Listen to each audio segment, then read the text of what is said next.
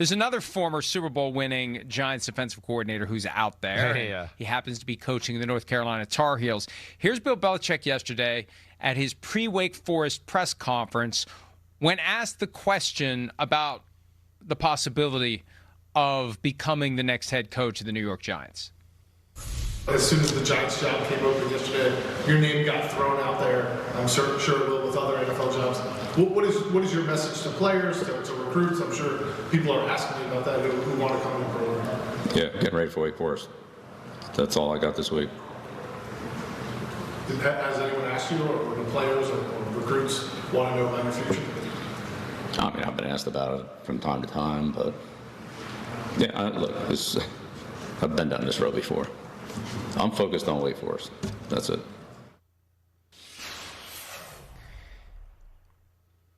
Okay, there's a lot that can be said here. And the reason the Giants are relevant, beyond the fact that he won 2 Super Bowls there with Bill Belichick and had one of the masterful defensive game plans of all time in what he did with the Buffalo Bills in Super Bowl 25. When the Seth Wickersham story came out some 7-8 years ago about all the behind-the-curtain palace intrigue in New England between Jimmy Garoppolo, Tom Brady, Bill Belichick, Robert Kraft, and it felt like things were starting to fracture, Gary Myers reported that Belichick would be inclined to go coach the New York Giants if the opportunity should arise. Right. So there's always been that magnet there. Definitely. But, Chris, I want to be realistic about this. And, look, I got 2 things to say. Number one, he didn't come out and say my NFL days are over. And until he says my NFL days are over, they may not be from his perspective, that he'd be willing, that he'd be interested. He was clearly interested after he was fired by the Patriots. One of the reasons why it wasn't a big, ugly mess when they had the joint press conference, and he's up there with his suit on and his hands clasped in front of him, and he's smiling for a change. He thought he was going to go somewhere better than where the Patriots currently were. He thought he was getting the Atlanta job, and then he didn't.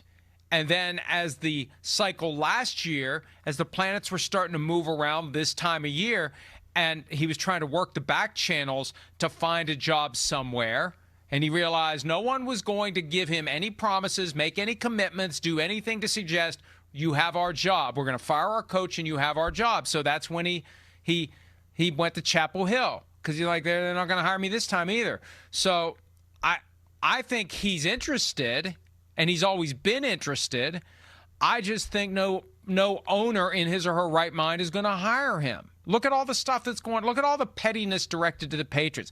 Look at all the stuff your guy Lombo said about how dysfunctional these NFL teams are. Where are the good jobs? You got owners' sons running analytic departments. And, again, there may be an owner dysfunctional enough to ignore all that, but I just think that everything that we see out there, if we're going to read between the tea leaves, as a wise man often says, I can't imagine an NFL owner is going to want Bill Belichick. When you consider the whole package, what he's bringing with him, including his muse and including Lombo, they're not going to want him. Yeah, listen, I think, generally you're right. I worry a little bit. Definitely when Brian Daboll was fired, I definitely thought about Bill Belichick right away. I joked on my podcast yesterday, how many times do you think Bill Belichick has called the Giants already in the last 24 hours?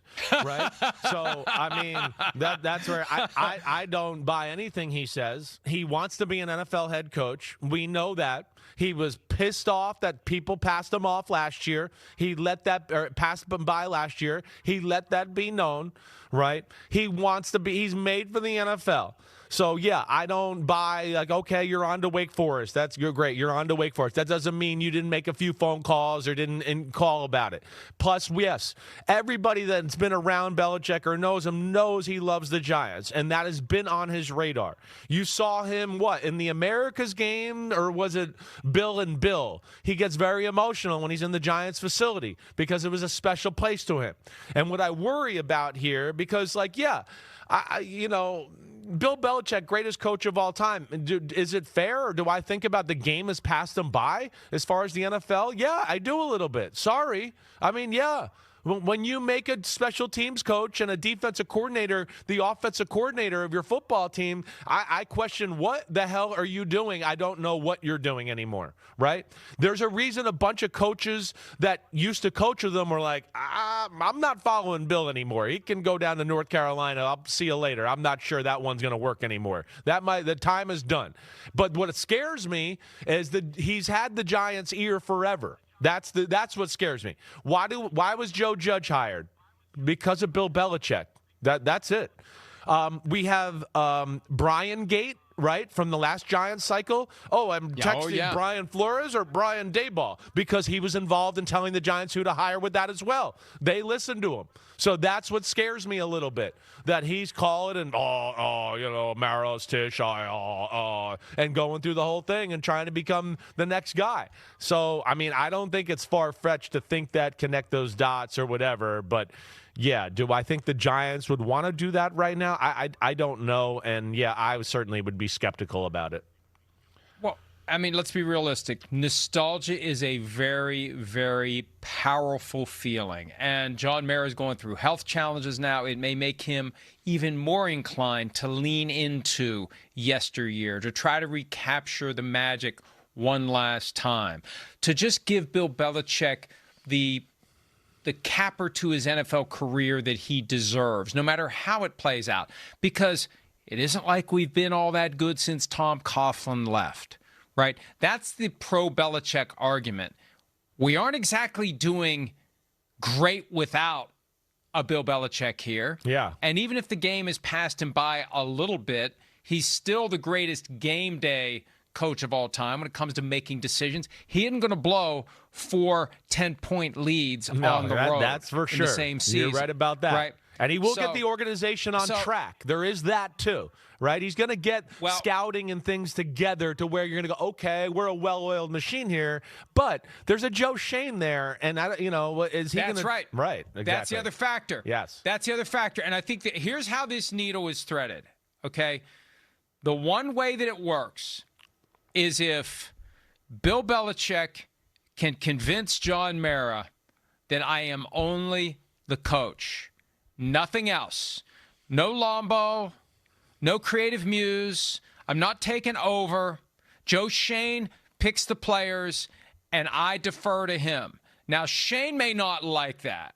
For Shane, who has emerged from what happened this week with the keys to this coaching search, Shane may be thinking, oh, great, yeah. And when I suggest a move in round 4 and he and rolls his eyes, what am I going to do?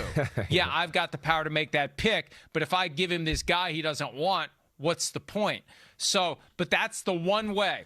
If Belichick has been sufficiently humbled, and there's no objective evidence that he has been, but if he has been sufficiently humbled, and you can't be humbled when you're surrounded by sycophants who tell you how great you are all the time and never point out to you, maybe you should humble yourself a little bit.